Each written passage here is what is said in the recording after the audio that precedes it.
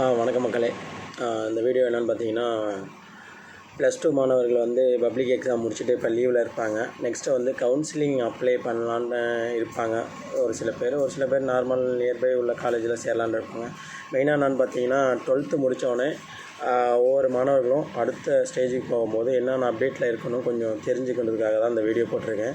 First வந்து Aadhaar card வந்து பார்த்திங்கன்னா, உங்கள் நேமு ப்ளஸ் உங்கள் இனிஷியல் பின்னாடி இருக்கணும். அப்பாவோட இனிஷியலோ அம்மாவோட இனிஷியலோ பின்னாடி இருக்கணும். ஒரு சில பேர்த்துக்கு அவங்க பேர் மட்டும் இருக்கும், ஒரு சில பேர்த்துக்கு அவங்க பேரும் அவங்க அப்பா பேரும் சேர்ந்துருக்கும். அப்படி இருக்கும் பட்சத்தில் நீங்கள் இப்போ லீவில் இருக்கும்போது கரெக்ஷன் பண்ணிட்டீங்கன்னா காலேஜ் சேரும்போது ஈஸியாக இருக்கும். ஸோ அதை சேஞ்ச் பண்ணிக்கிங்க.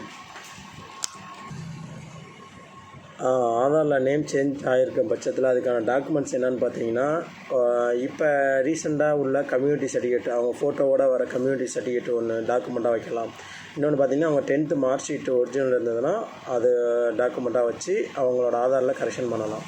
2 ஆப்ஷன் இருக்குது. இப்போது உங்கள் ஸ்டூடெண்ட்ஸ் எல்லாமே உங்கள் ஆதார் கார்டை எடுத்து செக் பண்ணிவிட்டு இப்போ லீவில் இருக்கும்போது நீங்கள் அப்டேட் பண்ணிக்கிறது உங்களுக்கு நல்லதாக இருக்கும்.